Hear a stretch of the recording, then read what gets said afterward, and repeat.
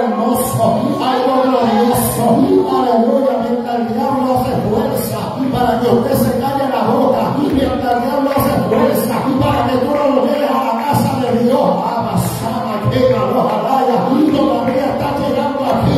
Quizás te sientes sin ganas de alabar, quizás te sientes sin fuerza para levantar la mano. Oh, gloria a Dios, pero si comienzas a hacer algo diferente, pero si comienzas a levantar la mano, si comienzas a abrir tu boquita, algo va a pasar en tu vida, algo va a pasar en tu casa, algo va a suceder, algo va a suceder. ¡Aleluya! Algo ocurre cuando nosotros alabamos a Dios. La evidencia bíblica es clara. Cuando alabamos a Dios, las cadenas se rompen. Cuando alabamos a Dios, nuestro enemigo se confunde. Aleluya, porque dirá, pero es que Dios ha enviado tanta prueba, pero Dios ha enviado tanta tentación para que no siga doblando sus rodillas, para que no siga alabando el nombre de Dios. ¿Cuántas veces ha tratado de destruir su casa, de destruir su matrimonio, de destruir su vida? Pero todavía está aquí, pero todavía está alabando, pero todavía está adorando, pero todavía está cantando, pero todavía está de pie. Si hoy está de pie, es por Samaquema, es por la gracia de Dios. Si hoy está de pie, si hoy está de pie, no es con tu fuerza, es con la fuerza del Papá. ¡Oh, gloria al Señor! ¡Aleluya!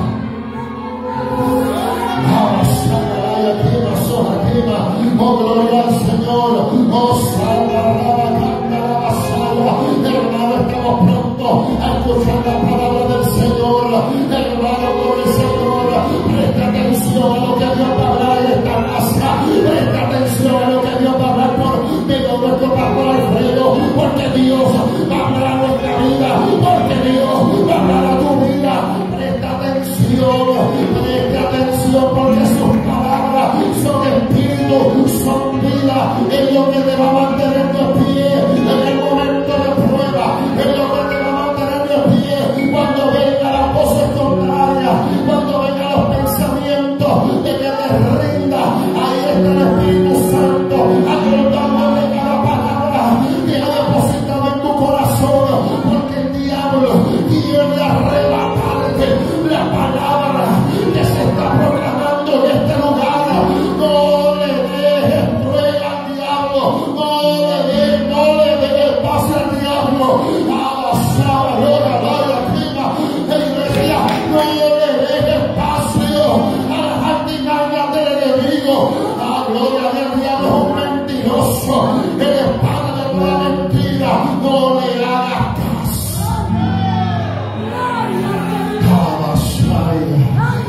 Vamos a escuchar tu palabra, Señor. Yo te pido, Dios mío, Señor, que tú, Dios mío, tu Espíritu Santo, trate con nosotros en esta noche. Yo te pido, Espíritu Santo, que podamos entender lo que se ha de proclamar en esta noche. Yo te pido, Señor, que tú rompas cadenas, que tú manifiestas tu poder, Señor. Yo sé que tú estás en este lugar, Rey de Gloria. Yo sé, Dios mío, que tu presencia está en este lugar. Aquí hay un pueblo que necesita escuchar tu voz. Aquí hay un pueblo que necesita escuchar tu consejo. Oh, Dios mío, aquella oveja que necesita la dirección tuya, Señor.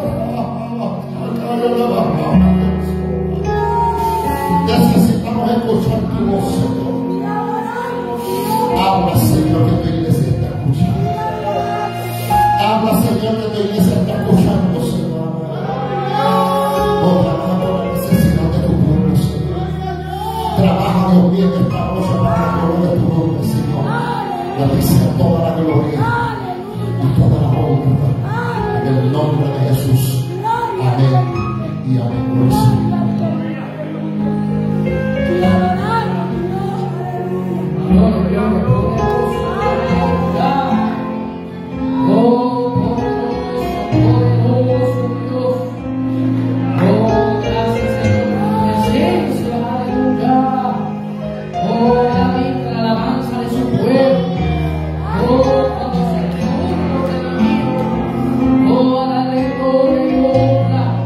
El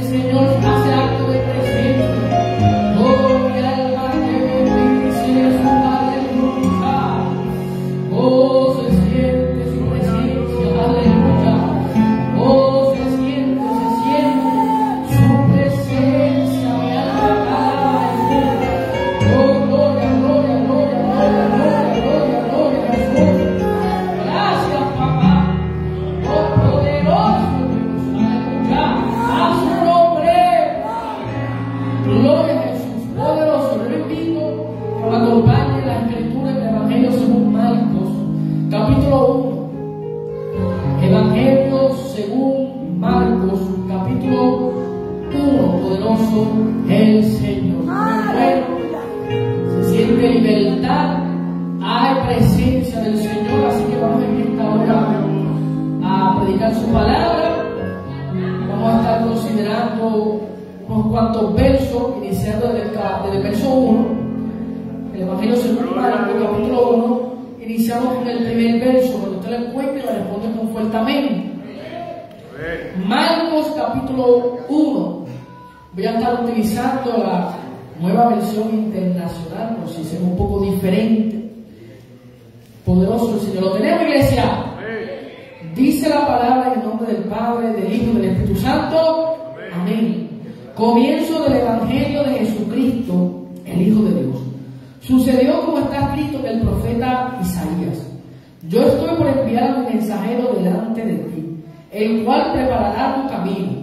Voz de uno que grita en el desierto: preparen el camino del Señor, háganle sendas derechas. Así se presentó Juan, bautizando en el desierto y predicando el bautismo de arrepentimiento para el perdón de pecados. Toda la gente de la región de Judea y de la ciudad de Jerusalén acudía a él. Cuando confesaban sus pecados, él los bautizaba en el río Jordán. La ropa de Juan estaba hecha de pelo de camello. Llevaba puesto un cinturón de cuero y comía langostas y miel silvestre. Predicaba de esta manera: después de mí viene uno más poderoso que yo. Ni siquiera merezco agacharme para desatar la correa de su sandalia. Yo los he bautizado a ustedes con agua, pero él los bautizará con el Espíritu Santo. En esos días llegó Jesús de Nazaret de Galilea y fue bautizado por Juan en el Jordán. Enseguida, al subir del agua, Jesús vio que el cielo se abría y que el Espíritu bajaba sobre él como una paloma. También se oyó una voz del cielo que decía: tú eres mi Hijo amado, estoy muy complacido contigo. Enseguida el Espíritu lo impulsó a ir al desierto. Allí fue tentado por Satanás durante 40 días. Estaba entre las fieras y los ángeles le servían. Después de que encarcelaron a Juan, Jesús se fue a Galilea a anunciar las buenas nuevas de Dios. Se ha cumplido el tiempo, decía. El reino de Dios está cerca. Arrepiéntanse y crean las buenas nuevas. Quiero leer el primer verso de la nueva traducción viviente que dice: esta es la buena noticia acerca de Jesús el Mesías, el Hijo de Dios. Vamos a darle gracias por su palabra. Padre bueno, Padre Santo, te damos gracias por esta palabra que ha sido leída, la cual va a ser predicada. Te pedimos que nos envuelva en el poder del Espíritu Santo, que edifique a la iglesia, que podamos pregonar tu verdad con libertad, para la gloria de la cruz. Salva, liberta, en el nombre de Jesús pedimos. Amén. Y al encuentro con el asiento, que nos sientas libre de alabar, bendecir el nombre del Señor. No le puse un título específico a esta prédica, pero queremos hablar del Evangelio de Jesús, el Mesías, el Hijo de Dios. Quisiera traer un poco el trasfondo del Evangelio de Marcos. Cuando usted estudia los Evangelios, de hecho, yo creo que cuando uno se convierte, casi siempre lo primero que nos mandan a leer son los Evangelios. Yo recuerdo que en mi primero paso en el Señor le pregunté a una persona que conocía de la Biblia ¿qué debía de leer? Y me mandó rápido para Mateo, para los Evangelios. Y cuando usted va a los Evangelios, usted se puede dar cuenta de que ahí está escrito detalladamente la vida de Jesús. Los Evangelios, específicamente Mateo, Marcos y Lucas, están escritos como de biografía. O sea, usted va a encontrar ahí los detalles desde el nacimiento hasta los últimos días de la vida de Jesucristo aquí en la tierra. Sin embargo, con Marcos ocurre algo diferente. Cuando usted va al Evangelio de Marcos, no inicia como Mateo. Mateo inicia con una genealogía para demostrar que el Mesías, que acabamos de leer ese verso, Jesús, es el rey davídico. Así comienza el Evangelio de Mateo, dando una genealogía bastante extensa.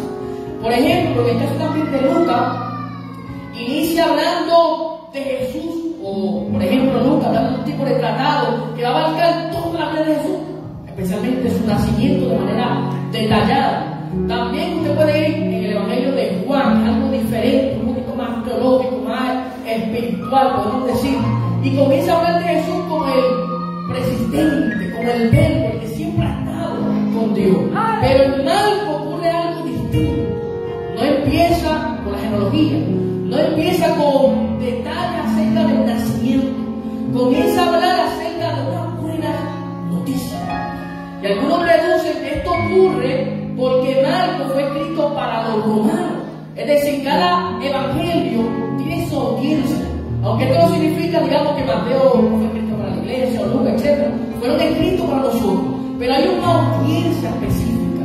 Y en Marcos usted va a encontrar un detalle que recientemente lo pude descubrir, como uno dice que estudiaba. En Marcos hay ciertas palabras que están escritas, están traducidas al griego, pero son del latín, que se utilizan en ese contexto romano, solamente aparecen en Marcos. Así que muchos estudiosos deducen que Marcos era un evangelio principalmente, los receptores principales eran romanos. Y muchos de estos soldados, o sea, en este contexto romano, soldados o personas donde estaban constantemente trabajando de aquí por allá, pues Marcos era un evangelio rápido, conciso. En 16 capítulos, como lo tenemos hoy, se encuentra la historia de Jesús, lo necesario para predicar de Cristo. Así que en el Evangelio según Marcos encontramos el anuncio del Mesías, el Hijo de Dios. Y comienza a utilizar esa palabra en el principio. Esto nos conecta a Génesis. No sé si usted se acuerda del primer verso de la Biblia, pero ese verso es claro porque dice: en el principio creó Dios los cielos y la tierra. Y comienza a hablar de un diseñador, comienza a hablar acerca de Dios como el autoexistente, como, o sea, Dios no tiene ningún motivo de demostrar que Él existe. Se presenta como el que siempre está, como el creador de todo. Y algo similar ocurre en Marcos. Comienza a hablar del principio de Jesús y lo presenta ya como el Hijo de Dios. O sea, Marcos no está buscando datos, no está buscando la manera de que la audiencia entienda, o por lo menos en este primer verso, que Jesucristo es el Hijo de Dios, sino que ya en el primer versículo lo da por sentado. Y comienza ya a avanzar esta historia en el versículo 2, hablando de que este Mesías es el Mesías prometido en la Escritura de Israel, en la Escritura hebrea. Para que usted lo sepa, Marcos solamente cita una vez explícitamente un nombre en el Antiguo Testamento. Obviamente hay un sinónimo de referencia, eco, alusión al Antiguo Testamento, pero solamente una vez este evangelista dice: esto fue lo dicho por tal profeta. Este es el caso. Menciona al profeta Isaías. ¿Qué implica esto? Que esta buena noticia no se la inventó este evangelista. Esta buena noticia no nace en el siglo I, no nace por la iglesia. Ya los profetas del antaño estaban anunciando una buena noticia. Pero antes de esa buena noticia, o sea, ese evangelio, si hubiera conocido, había un precursor llamado Juan el Bautista. Así comienza el evangelio, con el Bautista. Cuando usted va y ve la escena de lo que son reyes, de las personas que tienen autoridad, casi siempre cuando un rey va a visitar un pueblo, se da un anuncio. Y de hecho, no simplemente hay un anuncio, sino que se prepara el ambiente, el camino. Todo tiene que estar despejado, limpio. Pues algo así estaba haciendo Juan. Era esa voz que clamaba en el desierto. Estaban preparando el camino para aquel rey, para el Mesías. Para eso que Marcos no simplemente va a presentar a Jesús como un siervo, como alguien que se somete al Padre, sino que lo va a presentar como un conquistador, como un rey esperado. Y vemos el caso de Juan anunciando el Evangelio, ese Evangelio del reino. Y de momento, cuando usted sigue leyendo, Juan habla de arrepentimiento, habla de bautismo, pero de momento, bien interesante algo de Marcos, dice la palabra que se aparece Jesús. Y cuando se aparece Jesús en esta historia, dice la palabra que Juan le toca bautizar. Imagínense, el Hijo de Dios. Y Juan, que era un hombre de allí, del desierto, que vestía raro, con ropa de camello, que comía la costa, estaba bautizando al Hijo de Dios. Juan como que no creía que eso debía de pasar. Pero estamos viendo a Jesús como siervo, sometiéndose en todas las cosas, siendo obediente en todo, recto, justo. Se somete, se bautiza. Y en ese momento que se bautiza, se oye una declaración. Y esa declaración es importante, dice la palabra que desciende el Espíritu como paloma. Y una voz del cielo declara que Jesús es el Hijo de Dios. No simplemente el evangelista está anunciando que Jesús es el Hijo de Dios, sino que ahora el Padre estaba testificando que Jesús es el Hijo de Dios. Y así comienza el ministerio de Cristo. Luego de bautismo, y Marco es exclusivo en esto porque va rápido, va al punto. Si te va a otro evangelio, dan más detalles. Pero aquí dice que una vez que es bautizado, el Espíritu lo impulsa. O sea, le da prisa al desierto. Y allí en el desierto es tentado por el diablo. Así hermano inicia el ministerio de Cristo. Jesús bautizado, el Espíritu viene sobre él como paloma, y automáticamente, antes de que Cristo fuera a predicar el Evangelio, que Cristo empezara a sanar, a alimentar, a hacer milagros, a salvar, el diablo lo tienta. Y lo tienta con cosas que técnicamente lo pertenecían a Jesús, o Jesús las podía hacer. Lo tienta con la comida, y lo tienta con entregarle el reino. Esa palabra, cuando habla del reino, nos remontamos allá en Génesis, cuando el hombre pierde esa autoridad real. El hombre fue puesto para reinar, pero a causa del pecado y a causa de la tentación del diablo, el hombre pierde esa autoridad de regir a la humanidad, a la creación. Vemos al hombre en una decadencia. Y estaba el diablo ofreciéndole lo que un día no hombre perdió. Sin embargo, Jesús sabía que eso le pertenecía. Pero no era el momento todavía de manifestarlo. Por eso Jesús conoce las tentaciones, vence al diablo con la palabra, lo resiste, y vemos que de momento que había fieras, animales salvajes allí, vemos que los ángeles comenzaron a servir. O sea, Jesús en su prueba no estaba solo. Siendo el Hijo de Dios, siendo el Mesías, tenía ángeles que le servían. Y es una razón que se vaya dando cuenta de estos detalles, porque el evangelio que les estoy predicando es el que la Biblia enseña, presenta a Jesús en su humanidad. O sea, no está presentando un super conquistador que no pasó prueba, que no pasó angustia, que no pasó calumnia. No, Él pasó lo que nosotros posiblemente estamos pasando hoy. Yo creo que algunas personas han tomado la decisión de seguir a Cristo, se han bautizado, yo les he hablado de cosas grandes, y de momento llega el diablo a tentarlo. Hay personas que usted ve que el primer mes de servir a Dios es cuando más ofertas llegan, están bien, están derechitos, se están congregando, Dios está sufriendo, Dios está bendiciendo, y de momento llega el diablo disfrazado. El apóstol Pablo dice que el enemigo se disfraza como ángel de luz. Y así en el buen proviso, o sea, tiene técnica, sabe cómo engañarlo. Ha estado estudiándolo por años, siglos, años largos. Así que, luego del bautismo, luego de la tentación, vemos la proclamación del Evangelio de parte de Jesús. En esta proclamación, Jesucristo estaba anunciando lo mismo que Juan.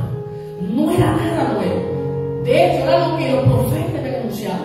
Dios iba a reinar. Ese momento, quizás de angustia, donde las personas estaban bajo una esclavitud del pecado, donde las personas tenían miedo, porque como ahorita decía José, el diablo, hermano, pone miedo en los corazones de la gente. Hay personas que usted ve que no le sirven a Dios porque dicen, bueno, si yo le sirvo a Dios, no me va a salir mal, el diablo se me va a aparecer por la noche, voy a sentir desde los fríos, me van a echar tierra en la puerta, en la ventana, y prefieren, hermano, como que seguir a Dios elegido. Y hay gente que sabe que servir a Dios hay ciertas persecuciones, ciertas guerras. Y esto ocurre, ¿qué pasa? Pero estamos viendo que Jesús comienza a anunciar el Evangelio. Dios va a reinar sobre el hombre, sobre la creación. El Evangelio es una noticia que abarca todo. Es decir, Dios quiere traer su gobierno celestial a la tierra. Dios quiere hacer todas las cosas nuevas en Él, en Jesucristo. Por eso es que el Evangelio, tenemos que entenderlo, es cristocéntrico. De hecho, es más cristocéntrico que antropocéntrico. Se centra más en Cristo que en el hombre. Pero a veces pensamos que el Evangelio simplemente se trata de nosotros. Y aunque estamos envueltos, el Evangelio es un tipo de rescate, aún así se trata de Jesucristo. El Evangelio es cristocéntrico porque nosotros somos el objeto de salvación, pero Cristo es la persona del Salvador. El Evangelio se trata de Jesús. Y nosotros somos el pueblo que Dios vino a rescatar. Pero justamente con su pueblo Dios viene a tratar una redención total. La creación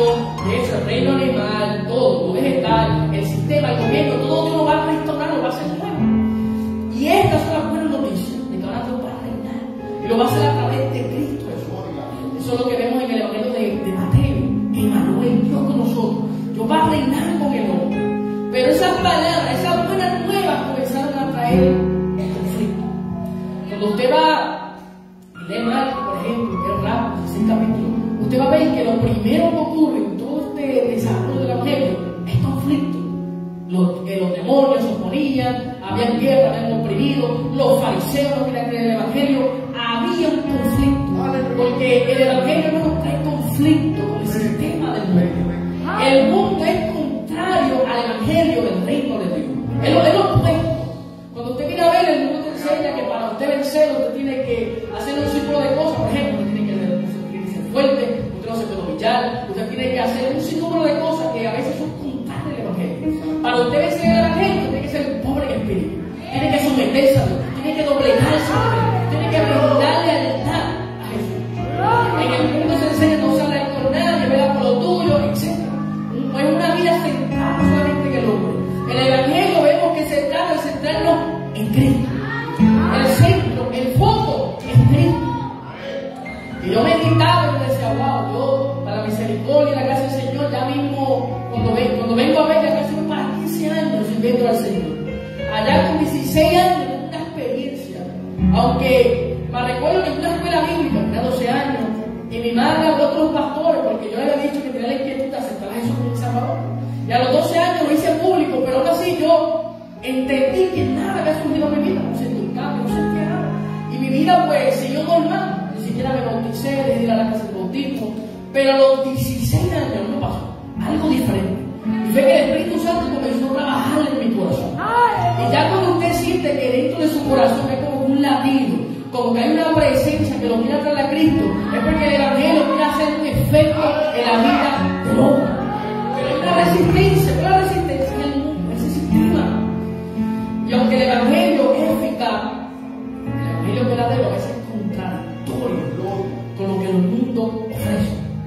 A veces para el mundo, para estar bien, como ahorita dije, para tener bienestar, pero uno tiene que dedicarse de lleno a lo que es el trabajo, dedicarse de lleno a cuidar quizás nuestra vida, el propósito de la palabra, pero el Evangelio se nos enseña a dejar cosas, a soltar para seguir al Maestro. De hecho, los discípulos eran personas que tuvieron que soltar, dejar la barca, dejar el trabajo. Mateo dejó su trabajo para seguir al Maestro. Muchas personas fueron gente que tuvieron que soltar, porque el Evangelio nos enseña a eso, a soltar para poder tener en Cristo. El que está en Cristo lo tiene todo, pero tiene que dejar un sinnúmero de cosas. De eso el Evangelio, de arrepentimiento, de cambiar nuestra mente y dejar lo viejo por lo nuevo. El Evangelio nos ofrece cosas nuevas, una nueva vida en Cristo, donde el pecado no se puede enseñorear del hombre, donde el pecado técnicamente deja su fin, porque hay una nueva vida, a través del Espíritu Santo, a través de la sangre de Cristo, que nos da libertad para servir, para adorar, para serle fiel a Dios. ¿Cuánta gente ha intentado de ser fiel a Dios por su fuerza?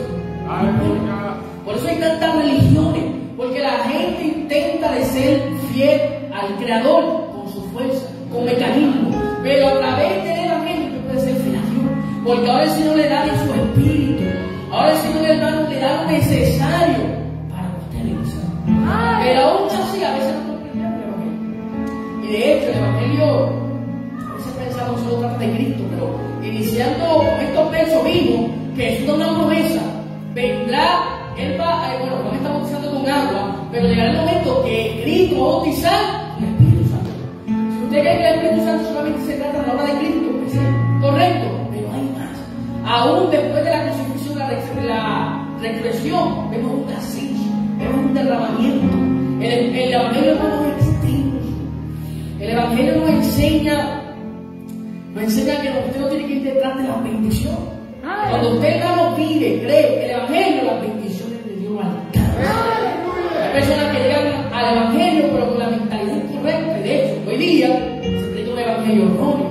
Porque cuando usted va a ver quizás en slide de prédica o videos cortos de estos predicadores modernos, se habla de un Evangelio que trae estabilidad, que no asegura o de alguna otra manera no habla de las aflicciones del creyente. Y cuando usted va a la Biblia, específicamente no tanto en el Evangelio, vamos a ir un poquito más allá, a la epístola. Pablo enfatiza que es necesario sufrir, pasar aflicciones, como Cristo las padeció.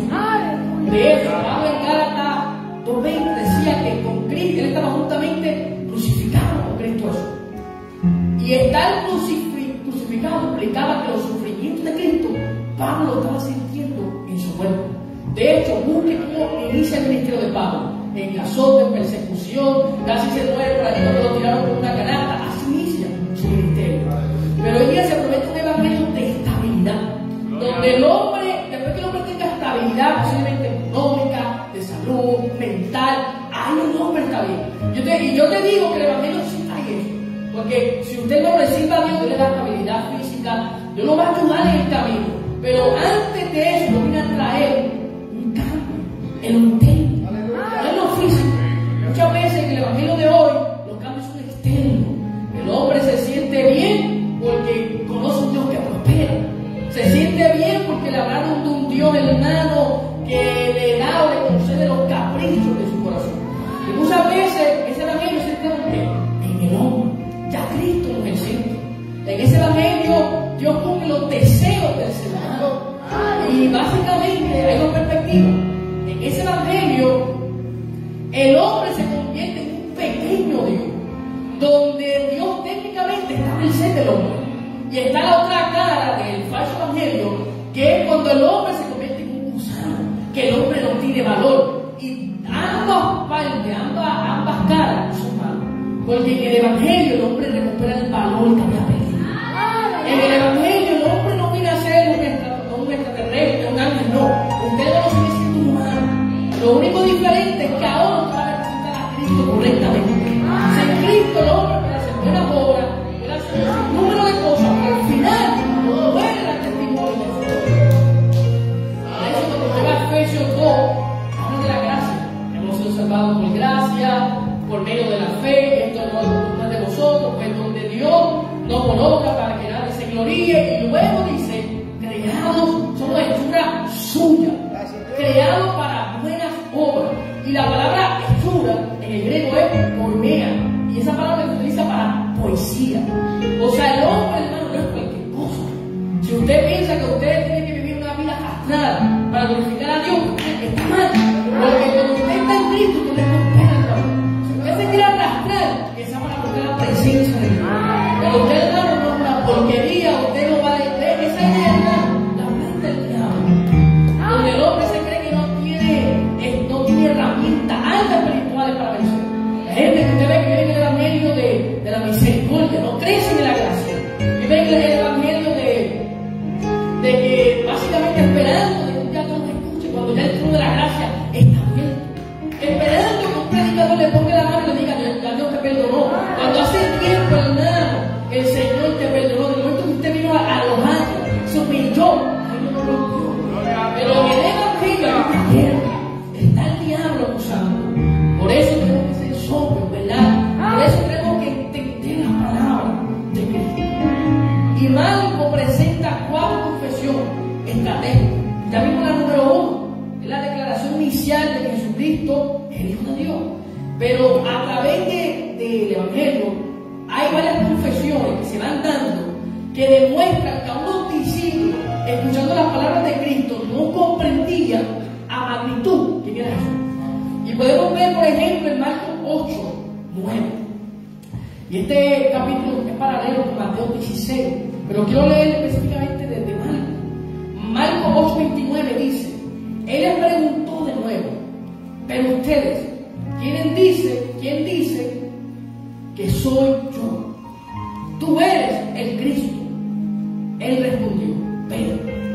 Y Jesús les advirtió severamente que no hablaran de él a nadie. Jesús comenzó a enseñarles, verso 21, que el Hijo del Hombre debía padecer muchas cosas y ser rechazado por los ancianos, los principales sacerdotes y los escribas, y ser muerto, y después de 3 días resucitar. Y les decía estas palabras claramente. Miren esto, Jesús lo está diciendo sin velo, no es un misterio lo que Jesús está diciendo. Pero el mismo personaje, como ahorita les digo que Jesús era el Cristo, Pedro le dice, lo lleva aparte, y comenzó y comenzó a reprender a Jesús. Pero él, volviéndose y mirando a sus discípulos, reprendió a Pedro y le dijo: quítate delante de mí, Satanás, porque no tienes en mente las cosas de Dios, sino las de los hombres. Pedro, escuchando el Evangelio, estando con Jesucristo, aún así, declarando que Jesús era el Cristo, no entendía el Evangelio.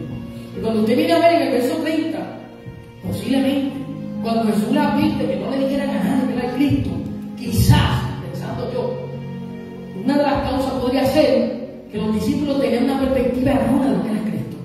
Si los discípulos comenzaban a anunciar que Jesús era el Cristo, quizás el mensaje iba a ser que Jesús iba a derrotar al imperio romano, que Jesús iba a dar una bandera de victoria sobre Israel, porque no entendían que la victoria de Jesús va a ser con la muerte, que Jesús iba a vencer el imperio de la muerte con su vida, y va a morir, y a través de la muerte vencería la muerte, vencería el pecado.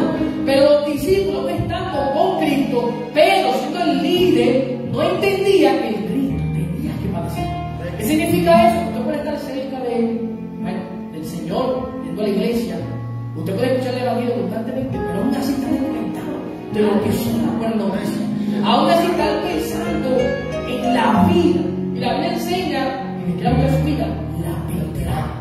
Pero el que pierda su vida por causa del Evangelio o de Cristo, la encontrará. Y esto, hermano, créanme que sí es contradictorio, porque si usted quiere cuidar su vida, usted está haciendo lo que cualquier persona haría. Pero esta magnitud de cuidar la vida es cuando nos olvidamos de Dios, cuando pensamos que la vida nunca va a acabar y comenzamos a vivir como si no nos llegara ese momento de partir a la eternidad. Es esa idea de cuidar la vida más que tener, digamos, la mente las cosas de Dios. Cuando invitamos el ejemplo, la fecha antes, que es la vida, que hizo un montón de trabajo y de momento le dice a su alma: descansa, porque ya tiene mucho bien. O sea, esa vida se preparó para un futuro. Es decir, había un bienestar en su vida, una estabilidad, pero en lo venidero, lo espiritual, no sería parte del reino, no participaría de la bendición. Y el Evangelio, hermano, nos da acceso al reino de Dios, a la bendición del Señor. Por eso usted va, por ejemplo, a Juan 3, que Nicodemo, un fariseo, un hombre inteligente, no sabía que le hacía falta para participar del reino. Entonces dice Jesús: es necesario que nazca de nuevo.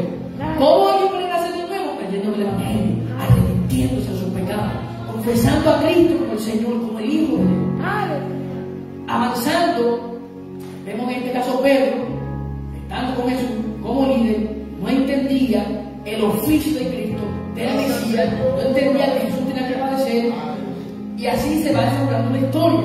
Y básicamente el capítulo 8 es la mitad del Evangelio. Vemos la tercera afirmación de que Jesús es Mesías, y se da en Marcos 14. Hay más afirmaciones, pero estas son las específicas que Marcos las usa como estrategia. Marcos 14, 61, 61. Vamos a leer. Marcos 14, 61 dice: pero él se quedó callado y nada respondía. Le volvió a preguntar el sumo sacerdote: ¿tú eres el Cristo, el Hijo del Bendito? Jesús le contestó: yo soy. Y verán al Hijo del Hombre sentado a la diestra del poder y viniendo con la nube. Aquí fue una de las formas más explícitas de Jesús decir que era el Mesías, el Hijo de Dios. Esta cita viene del libro de Daniel.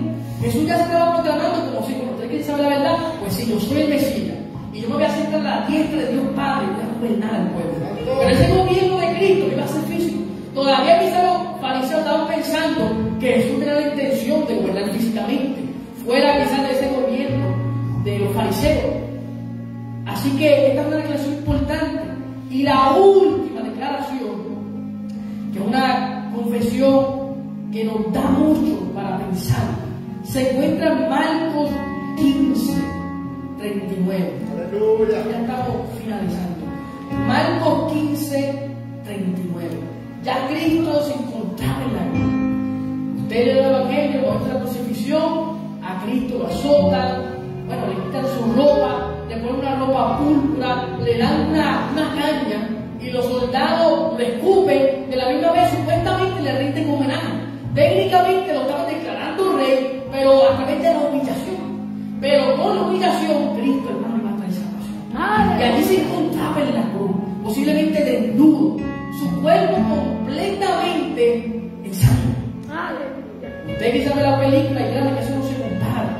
La Biblia enseña que fue disfigurado. Su rostro aquí en la cruz no se parecía a aquel que apareció allí en el río Jordán. No se parecía. Estaba disfigurado. De hecho, ni fuerza tenía. Un tal Simón de Sirene no está ayudando a cargar la cruz. Y allí en el lugar más alto, clarado, en el Gólgota, en esa montaña, ya estaba Cristo con un título que decía Rey de los Judíos. En latín, en griego y hebreo. En los tres idiomas más conocidos. Básicamente esta era una manera de decir que el mundo no tenía la excusa de que no había visto que ese era el verdadero rey. Allí en la cruz ocurren varias escenas, pero la que me interesa es esta. El verso 39 dice: viendo el centurión que estaba frente a él, la manera en que expiró, dijo: en verdad, este hombre era hijo de Dios. Tal como inició el evangelio de Marcos, hablando de que Jesús era hijo de Dios, así va a finalizar. Un soldado, alguien que, créame, el pueblo judío, cualquier persona podía odiar o tener razones para detestar un soldado, porque eran las personas que estaban a la ira del emperador, eran las personas que hacían el trabajo sucio. Los centuriones, esta gente, eran los peores que había, eran temidos, pero eran gente mala. Sin embargo, aparentemente, esta persona mala, despreciable, tuvo la valentía de decir lo que muchos no dijeron. Ni siquiera, escuchen bien esto, los discípulos en Marcos, ni Pedro en Marcos, dijo que Jesús era el Hijo de Dios. Y usted puede ver esto en Mateo 14, allá en Juan, cuando Natanael lo dice, pero en Marcos ningún discípulo tuvo el atrevimiento de decir que Jesús era el Hijo de Dios. Marcos ninguno. Pero un soldado, alguien despreciado en la sociedad, declaró que Jesús era el Hijo de Dios. Y esto, créanme, que iba a quitar cierta duda, porque el Evangelio tiene un propósito, y es que el mundo todo se acerque a Jesús. El Evangelio no es exclusivo para el pueblo judío, el Evangelio es para todos. Y cuando hablo para todos, me refiero a los marginados, a las prostitutas, a los pobres, a los enlutados, a los ricos, a los huérfanos, a los enfermos, a los abatidos, a los desanimados, a todos. El Evangelio es una buena noticia de que Dios puede reinar. Es para todos. Y aquel soldado estaba declarando que Jesús era el Hijo de Dios. Yo creo que era quizás la expresión máxima. Pedro dijo que Jesús era Cristo. Y él estaba diciendo que Jesús era el Hijo de Dios. No hay duda que Marcos presenta bien la realidad de que Jesús es el cumplimiento de las profecías mesiánicas. De que Jesús es el único Salvador que el mundo puede recibir. No hay otro. Quizás el mundo cree que María, los brujos tienen mil sin número de dioses falsos. Pero nosotros entendemos que el único que salva es Jesús. Y esa salvación, hermano, para Jesús como rey, nos salvó como rey, siendo el Hijo de Dios, nos salvó. Y en esta salvación ocurre algo que yo quiero que usted valore, tesoro, que a veces no olvide. En esta salvación, créanme que la Biblia dice que Él carga el pecado de la humanidad. En ese momento que Él siente el abandono, no es que el Padre lo había dejado, es que Él siente el abandono por causa del pecado que está cargando. El pecado, para que usted lo sepa, trae desconexión con Dios. Donde usted ve que no se arrepiente, usted se va a sentir lejos de Dios, aún Dios estando cerca. Porque el que peca, créame que Dios no lo deja, hermano. Dios comienza a trabajar en su corazón. El Espíritu Santo comienza a acudir. Antes que el pecado consuma al hombre, hay una obra del Espíritu Santo que comienza a acudir. El fuego comienza a disminuir, pero está ahí. Si usted no lo sabía, se arrepiente, porque el fuego se enciende. Pero el Espíritu Santo en el hombre, adelante, ven a mí, el tiempo se acaba, librándonos de un número de cosas, hasta que llega el punto que el hombre se endurece. Ya el Espíritu Santo, hermano, ha sido resentido y de alguna manera desechado, ya no puede para el hombre. Pero antes que ocurra eso, cuando el hombre peca, está Jesús como sumo sacerdote. Y esa obra inicia con la muerte. allí en el Calvario muere. Pero hermano, no queda ahí. Cuando muere como pecador delante del Padre, le declara justo. Una reivindicación. El Padre lo declara justo. Y a causa de esa justicia, ¿no es lo que ocurre? La palabra enseña, y esto posiblemente ocurre el día sábado, que Él descienda a las profundidades del Hades, del abismo. Y allí dice Pedro, en Pedro 3, que Él proclama, predica la buena nueva al espíritu encarcelado. ¡Aleluya! Y Apocalipsis, capítulo 18, dice que el que estaba vivo, que estaba muerto, que ahora vive, que ha resucitado, tiene la llave del Hades, tiene la llave del infierno, de la muerte. O sea, cuando Jesús muere, especialmente en ese día sábado, a veces no le hacemos caso, sábado de gloria, ahí estaba Jesús descendiendo, demostrando que Él era rey, que el pecado no, que la muerte no lo retuvo. Dice la palabra en Romanos 8 que Él levantado en el poder del Espíritu Santo resucita. Y cuando resucita, tercer día, la piedra, hermano, eso es una tumba, no es cualquier tumba, una tumba buena, una tumba costosa. Cuando Él resucita, ya la piedra estaba removida. ¿Por qué? Porque era el momento de que Cristo se presentara como el glorificado a sus discípulos. Se presenta por 40 días, más de 500 personas. Pablo dice en Corintios 15, más de 500 personas, y algunas personas vivían todavía, habían visto a Jesús resucitar. Y antes de las 500, quizás estaban dentro de ese grupo, 2 pastores lo vieron. Pastores vieron a Jesús, pero pocos podían reconocer la obra de Cristo. Todavía había una certidumbre, porque yo no puedo predicar este evangelio, pero quizás no te sale igual. Porque al final este evangelio se trata de lealtad. Yo soy rey y nos toca a nosotros brindar lealtad. Decidir si creemos o no. Porque al final es una noticia. Y usted decide qué hacer con la noticia. La atesora, la cree o la rechaza. O cierra su oído. Luego de 40 días, entraron los discípulos, hablaron del reino de Dios y de momento asciende al cielo.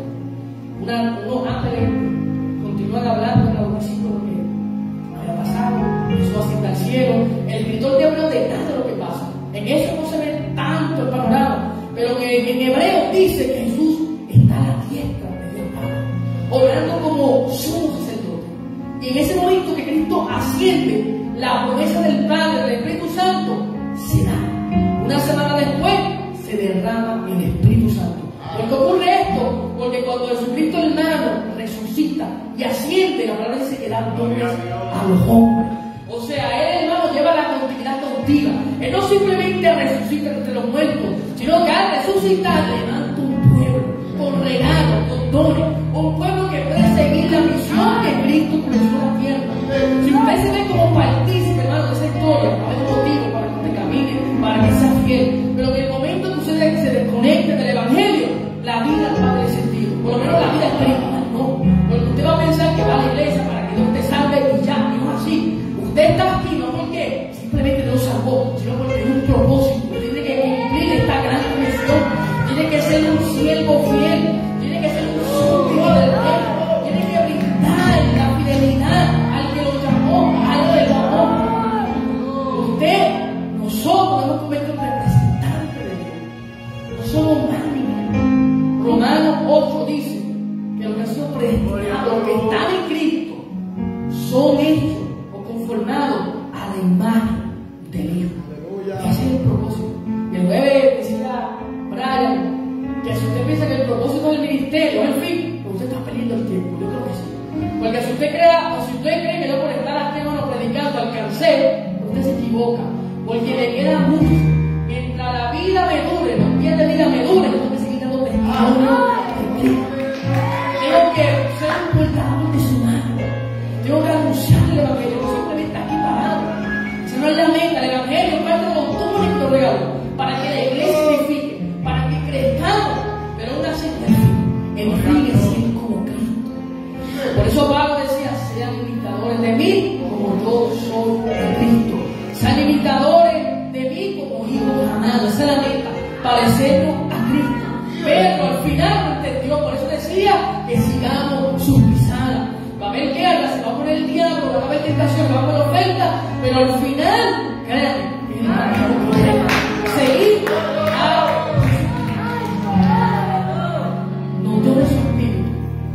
formó un pueblo, una comunidad de reyes. Formó un pueblo, hermano, que lo puede representar a la tierra. Y ese pueblo va a ser partícipe de todas las bendiciones que vienen. No espera un cuerpo glorificado, no espera una tierra restaurada, renovada, como fue en el Edén, no espera gobernar la nación. Esa es la palabra que tendremos autoridad para reinar la nación. Gobernaremos como sacerdotes, como reyes. Esto es lo que nos espera. Quizás hoy no tenemos un rey, un sacerdote literal, pero en un futuro tendrá un oficio mayor. Porque los que están en Cristo, hermano, los que están en Cristo son como, ¿sabes? Los justos, son como la aurora que van recibiendo tranquilidad perfecta. Todavía no hemos visto lo más grande.